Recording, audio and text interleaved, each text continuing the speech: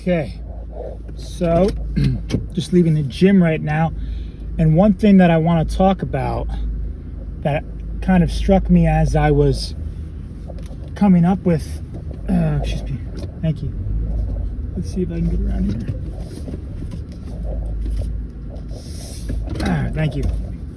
Okay, so one thing I want to talk about is purpose, right? So on my way to the gym today, I was thinking about this because I have found in my life when I have been devoid of purpose, right? When haven't had a clear goal or mission to work off of or work towards, I've fallen into distraction and into pursuits of pleasure. Now, this can take many forms. For some people, it's drinking. Some people, it's playing video games all day, eating junk food. For me, it's kind of a culmination of a little bit of everything, but most recently it's taken the manifestation of just kind of sitting around and watching fucking TV shows or what have you. And so when we lack that drive, that goal, that mission as men, it's like a void is created in our lives where we just try and fill it with pleasure or pursuits of pleasure, right? And it's like, okay, we need to uphold a mantle of responsibility. You know, men in society were the ones sent to wars. And I've talked about this in the past, and I'm going to keep talking about it. Men were sent to wars, and that gave them a purpose. You know, you're building a business. That in itself is like a proxy type of war, a struggle. You have to create your own struggle. And this is why I resonate so deeply with characters, whether in movies or manga, like Berserk, like Guts.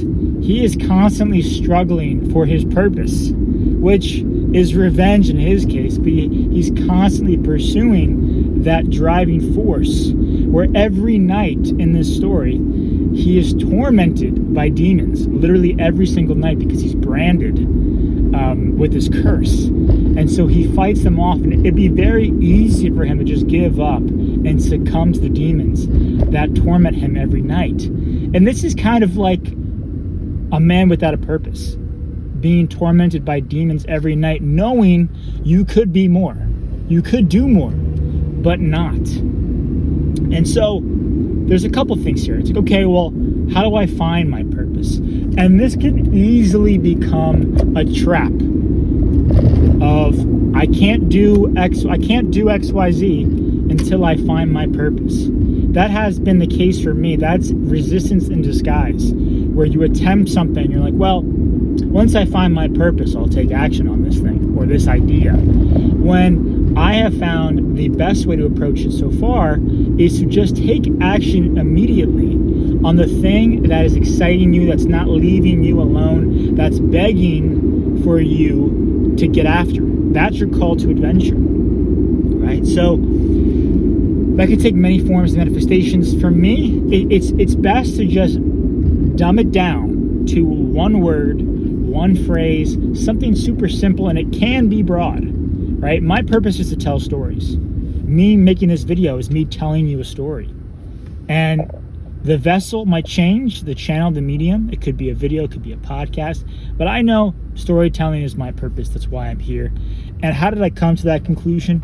Well, I kept doing things, and I noticed that I would get lit up whenever it came to stories, whenever it came to reading Tolkien's Lord of the Rings. I was like, wow, because I would project myself, my own experiences onto these characters. This is mythology. This is the hero's journey. This is what Joseph Campbell talks about, and I highly recommend you look into him as well. And so I would say make it broad, make it simple for yourself. Don't overcomplicate it, and just immediately take action on it. And resistance is going to come up, okay? For example, and I've talked about this in a previous video, I am getting better with women. That is a social skill. That is part of my purpose. That's part of the overall umbrella of my purpose, is to get better at this skill so that I can teach my son and hope and have a son, honestly, through this skill. And so I can tell that resistance is coming up around facing this purpose. When I'm working on my screenplay, I haven't worked on it in a while because resistance has been like, I'll do it another time, I'll do it this time. Resistance is always going to come up around the things that are good for you in the long term. You don't feel much resistance or friction when you're sitting there eating Doritos and watching the game. That's easy. But you probably feel resistance when it comes to going to the gym, eating healthy, tracking your macros, going out, meeting new people. These things are hard. And the people that have found success are the ones that have been the best at conquering resistance within themselves. So you need to reframe failure as you pursue your purpose into every time I attempt this thing, I get better at it.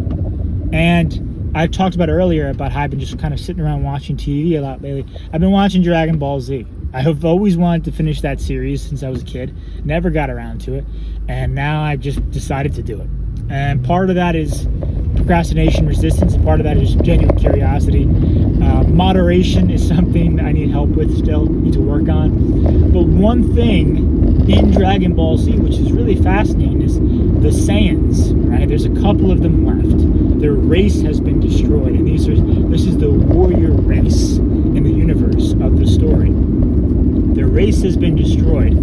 And that is kind of telling in one facet of modern day society. The warrior race of men is being kind of brought to extinction in a lot of ways by the feminized society in which we live. But also what's interesting about these Saiyans is that every time they fight, they get stronger. Like it's literally in their DNA. So in one instance, Vegeta, one of the Saiyans, was goading his enemy, like, beat me, I want you to beat me, because I know that as soon as I lose, that I am defeated, I automatically get stronger. And I thought that was so fascinating and compelling and a great reframe for failure. Looking at failure as less of like, I am defeated, and then creating a story around that defeat. And instead looking at it like every time I fail, and even failure is not a great word, it has a lot of connotations, a lot of conditioning around it. But every time I face defeat or have a challenge or struggle, I get better, I get stronger. And again, I referenced the speech by Theodore Roosevelt, the man in the arena, the one taking the action, the man going in and proving himself immediately and exceedingly increases his value in society and gets better every day that he strives towards a goal or a mission, a purpose. Even if it means just being a better father or being the best electrician in your company. Any of these things that require striving towards something, a drive, a mission, a goal, it has an energy to it. When you're in it, when you're aligned, when you're moving towards it, you can feel it and other people can feel it. I feel it right now as I'm making this video. I'm lit up and I'm almost like supercharged. It's like I've achieved velocity where I feel like I'm on fire energetically creating this. And that's how I know that I'm living in alignment with my purpose.